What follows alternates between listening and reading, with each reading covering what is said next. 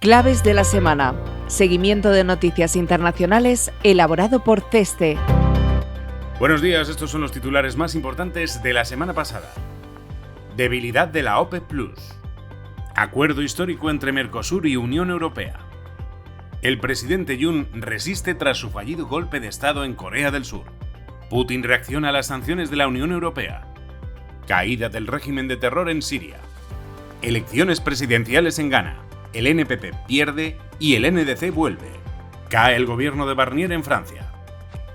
Comenzamos este repaso fijándonos en la debilidad de la OPEP+. Los miembros de la Organización de Países Exportadores de Petróleo y sus aliados decidieron retrasar por tercera vez el inicio de la flexibilización del sistema de cuotas, en concreto la eliminación del ajuste de la producción de 2,2 millones de barriles diarios acordado por 8 miembros del cártel en 2023, que no comenzará hasta abril del próximo año, 7 meses después de lo previsto inicialmente. La retirada de este ajuste se hará además a un ritmo más pausado respecto a lo acordado, 18 meses en lugar de los 12 planeados en un primer momento. La organización ha acordado asimismo retrasar un año, hasta finales de 2026, la eliminación de los recortes oficiales de 2 millones de barriles diarios que afectan a todos sus participantes. Tal y como se esperaba, el cártel ha optado por sacrificar parte de su producción para evitar que el exceso de oferta en el mercado sea aún mayor. Ahora bien, parece difícil, salvo que ocurran eventos geopolíticos inesperados, que esta medida sea suficiente para que la cotización del crudo se acerque a los objetivos deseados por la organización, entre 80 y 90 dólares el barril. Al contrario, la atonía de la demanda de hidrocarburos en China, junto con el dinamismo de la producción en países ajenos, principalmente Brasil, Canadá, Estados Unidos y Guyana, podrían desplazar el precio del oro negro a un intervalo cercano a los 60 dólares el barril en los próximos meses. De materializarse este escenario, no se puede descartar que la OPEP+ decida, en la próxima reunión que tendrá lugar en mayo de 2025, retrasar nuevamente la eliminación gradual de los ajustes. Y nos fijamos también en el acuerdo histórico a prueba de ratificación alcanzado entre la Unión Europea y Mercosur el pasado 6 de diciembre, un acuerdo de libre comercio tras 25 años de negociaciones. Este pacto, si finalmente se ratifica, establecerá una de las mayores zonas económicas del mundo, abarcando más de 700 millones de personas, casi una cuarta parte del PIB mundial, y un comercio bilateral de bienes y servicios que supera los 100.000 millones de dólares. A los países del Mercosur les brinda un acceso preferencial al mercado europeo, particularmente para productos agrícolas como carne, soja, azúcar y frutas, eliminando barreras arancelarias que limitaban su competitividad. Además, espera que el acuerdo estimule la llegada de inversiones europeas, favoreciendo la transferencia tecnológica y mejorando la competitividad de las empresas del Mercosur en las cadenas globales de valor. El acuerdo se implementará de forma gradual en tiempos que garantizan un proceso de adecuación de las economías de Mercosur a la competencia internacional. Para los países sudamericanos, los plazos de desgravación arancelaria se extenderán en promedio en periodos de 10 y hasta 15 años. Para la Unión Europea, el acuerdo también supone un paso estratégico en su política comercial y geopolítica.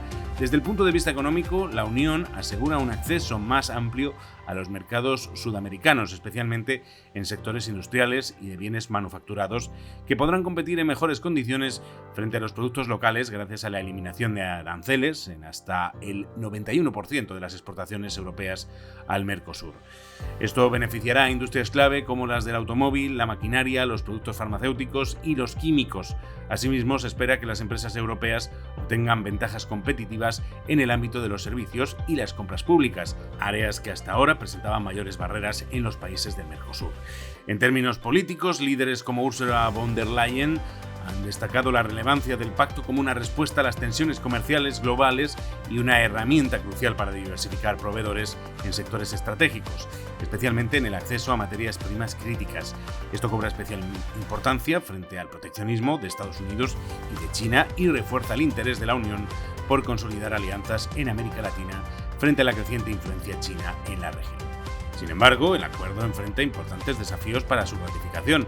En Europa, países como Francia y Austria han planteado reservas vinculadas a la sostenibilidad ambiental y la competencia en sectores agrícolas sensibles, que podría dificultar su aprobación en el Consejo de la Unión Europea. Por otro lado, en el Mercosur persisten debates sobre los efectos del acuerdo en la industria local y la distribución de beneficios entre sus miembros. Todavía quedan, por tanto, notables obstáculos que superar, pero de ratificarse este pacto marcaría un antes y un después en las relaciones entre la Unión Europea y América del Sur. Peor van las cosas en Corea del Sur. El presidente del país, Yoon Suk-yeol, dejó en shock a la nación y a la comunidad internacional el pasado 3 de diciembre al imponer la ley marcial y desplegar tropas y helicópteros en el Parlamento. Lo hacía supuestamente para garantizar la seguridad del país, tras acusar a la oposición del Partido Demócrata de simpatizar con Corea del Norte y participar en actividades antiestatales. En realidad, lo más probable es que detrás de esta extraña maniobra estuviera la intención de Yoon de evitar los problemas judiciales y políticos provocados por los diversos escándalos de corrupción que afectan a su esposa. En cualquier caso, la maniobra ha resultado contraproducente para sus intereses. Con ayuda de los manifestantes que rodearon enseguida el Congreso, los legisladores consiguieron entrar en el recinto y aprobar la anulación del decreto. Ante la falta de apoyo dentro de su propio partido, Yoon aceptó a las pocas horas la retirada de la ley marcial y pidió disculpas a la población en un discurso televisado. Inmediatamente se ha pedido su dimisión y se ha iniciado un proceso de impeachment o juicio político para destituirlo. Incluso el líder del gobernante Partido del Poder Popular, Han Dong-hun, antiguo protegido político de Yoon, pidió la suspensión del presidente al considerar que representa un riesgo significativo y que es probable que lleve a cabo acciones extremas como volver a intentar imponer la ley marcial. No obstante, esto parece poco probable. El Ministerio de Defensa en funciones ha suspendido a los altos mandos que participaron en la aplicación de la ley marcial y declaró que no obedecerían una segunda orden de imponerla. Mientras tanto, sindicatos y grupos cívicos han celebrado concentraciones a gran escala en Seúl a lo largo del fin de semana para presionar a los legisladores para que votasen a favor de la destitución de Yoon. No obstante, en la votación, que tuvo lugar el pasado día 7, la propuesta se quedó a 5 votos de los 200 necesarios para ser aprobada, ya que finalmente la mayor parte de los parlamentarios del PPP boicotearon la votación. Los legisladores de la oposición han vuelto a la carga, presentando una nueva moción para destituir a Yoon, que se votará el próximo miércoles. El líder del PPP, Han Dong-hun, insiste en que su partido seguirá presionando para que el presidente dimita de forma ordenada con el fin de minimizar la confusión. Esta elección de palabras indica que el PPP probablemente seguirá bloqueando su destitución por vía parlamentaria. Y también tensión en Rusia. Vladimir Putin modificó el pasado jueves 5 de diciembre el procedimiento para que los compradores europeos puedan pagar el gas ruso tras la imposición de sanciones estadounidenses a Gazprombank. Desde marzo de 2022, los compradores de países no amigos debían abrir cuentas especiales en Gazprombank, donde las divisas se convertían en rublos para completar los pagos. Con el nuevo marco, los compradores pueden utilizar bancos extraterritoriales o intermediarios para gestionar la conversión de divisas, lo que puede simplificar las transacciones, pero a la vez aumentará los costes para los compradores. La subida de los precios del gas en Europa en los últimos meses ha traído malos recuerdos de la crisis energética que sufrió el bloque hace ahora 2 años. La llegada del frío en el centro y norte de Europa ha provocado un mayor uso de la calefacción. A ello se suma el descenso de la oferta de energía eólica como consecuencia de la baja velocidad del viento en el norte de Europa, lo que ha provocado un aumento de la demanda de gas y de los precios hasta los 49 euros por megavatio hora, su precio más alto en un año. Resulta probable que los precios del gas sigan subiendo en Europa como resultado del cierre del gasoducto Sudzha que atraviesa Ucrania. Pese a que las compras por esta vía apenas suponen un 5% de las importaciones europeas, el impacto será mucho mayor en Austria, Hungría o Eslovaquia, para quienes la ruta de tránsito ucraniana cubría alrededor del 65% de su demanda en 2023. Sin embargo, conviene señalar que los precios de gas en Europa siguen muy por debajo de los máximos registrados en 2022 y los inventarios se encuentran al 82% de su capacidad. Pero si hay una protagonista esta semana es Siria. Los frenéticos acontecimientos de las últimas 2 semanas han puesto de manifiesto nuevamente cómo cualquier giro de guión en Oriente Medio es posible. En apenas 11 días, la miríada de grupos rebeldes encabezados por el grupo salafista Hayat Tahrir al-Sham ha logrado derrocar al régimen autócrata y sanguinario de Bashar al-Assad, algo impensable tras más de 13 años de guerra civil. Sin el apoyo de las fuerzas armadas rusas desplegadas en el conflicto de Ucrania, ni las milicias de Hezbollah, regrupadas en Líbano desde el inicio de la guerra contra Israel, el ejército oficial sirio se ha desmoronado como en un castillo de naipes. El vertiginoso avance de las formaciones rebeldes apenas encontraron resistencia más allá de los enfrentamientos en Alepo y Hama, se explica también por el apoyo de gran parte de la población, quienes han resistido en estas últimas décadas un nivel de represión y violencia difícilmente imaginable. La caída de al-Assad, exiliado en Moscú, según las últimas informaciones, pone fin a uno de los capítulos más oscuros de Oriente Medio. La guerra civil, iniciada en marzo de 2011, se ha saldado con más de 500.000 de fallecidos y 7 millones de desplazados, a lo que habría que añadir el colapso de la economía, donde a día de hoy más del 90% de la población vive por debajo del umbral de la pobreza y cerca del 70% de la ciudadanía depende de la ayuda humanitaria para sobrevivir. Un conflicto marcado por episodios de extrema brutalidad, como el uso por parte del régimen de armas químicas contra la población y de las denominadas bombas de barril, en una guerra que, entre una de sus numerosas derivadas, propició el nacimiento del Estado Islámico. Anticipar el futuro de Siria en los próximos años resulta extremadamente difícil. Cabe esperar que HTS, liderado por Abu Mohammed al-Jawlani, uno de los terroristas más buscados por Estados Unidos, dirija el proceso de transición. Ahora bien, a partir de aquí, los posibles escenarios son numerosos, debido a las diferencias, algunas insalvables, entre las distintas etnias y corrientes religiosas. La caída de al-Assad no implica necesariamente el final de la violencia, dado que el vacío de poder podría desembocar en una lucha intestina entre las facciones rebeldes o entre formaciones enfrentadas. Véase, por ejemplo, el de los choques entre las milicias kurdas, agrupadas en las denominadas Fuerzas Democráticas Sirias, y el Ejército Nacional Sirio, respaldado por Turquía. Por tanto, el abanico de posibilidades sobre el futuro de Siria es muy amplio. Entre otros, la formación de un Estado teocrático similar al que los talibanes han impuesto en Afganistán o la balcanización del país, como ha ocurrido en Libia, tras el derrocamiento de Muammar el-Gaddafi. Todo ello dibuja un escenario anómalo y paradójico para la mayor parte de la población de Siria, donde se entremezcla la alegría y la esperanza por la caída del régimen del terror con la incertidumbre y el miedo de lo que pueda ocurrir en los próximos meses. Estos acontecimientos constituyen un revés durísimo para Irán.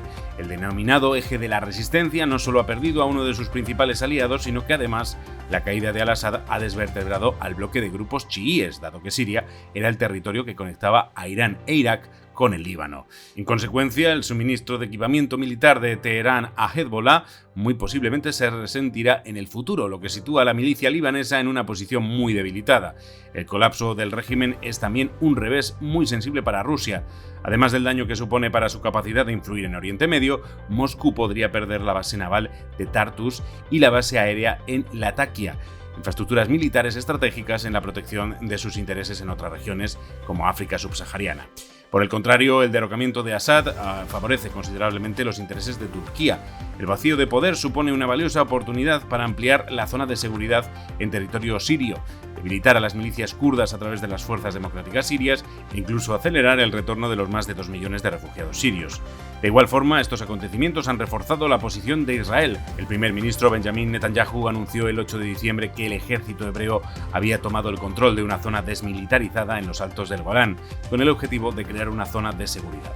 El papel que adopten en los próximos meses estas y otras potencias como Estados Unidos marcarán en buena medida el futuro de Siria. Esta semana nos fijamos también en Ghana. Allí los ciudadanos han elegido al líder de la oposición y candidato del NDC, John Dramani, como nuevo presidente tras 8 años de gobierno de Nana Akufo-Addo con el NPP. El candidato del partido gobernante y actual vicepresidente, Mahamudu Bawumia, admitió la derrota antes de que la Comisión Electoral declarase los resultados oficiales de las elecciones presidenciales. La jornada electoral transcurrió con pocos imprevistos y lo mismo se espera para la transferencia de poder, como suele ser habitual en Ghana, una de las democracias más estables del continente. La mayoría de las encuestas predecían la victoria de Dramani, quien ya fue presidente entre 2012 y 2017. Su vuelta se explica por el pobre desempeño de la economía bajo Nana Akufo-Addo. El default que declaró y la escabrosa renegociación de la deuda han dejado cicatrices en la memoria de los ganeses, quienes hasta entonces habían disfrutado de una de las economías más dinámicas de África. Desde el regreso de la democracia multipartidista en 1992, los electores han decidido que los dos grandes partidos, el NPP y el NDC, se turnen para gobernar en bloques de 2 mandatos, un total de 8 años, una tendencia que se consolida con el cambio de poder que dicta el resultado de estos comicios. Y finalizamos este repaso en Francia, donde el gobierno del primer ministro Michel Barnier colapsó el pasado 4 de diciembre tras perder la moción de censura por 331 votos de los 577 miembros de la Asamblea Nacional. El partido de extrema derecha de Marine Le Pen se alió con el bloque de izquierda que había propuesto la moción para derrocar al gobierno en minoría como consecuencia de la aprobación del presupuesto para 2025. Los planes fiscales del Ejecutivo incluían subidas de impuestos por 60.000 millones de euros y un importante recorte de gastos para reducir el abultado déficit de Francia, que alcanzará el 6% del PIB este año.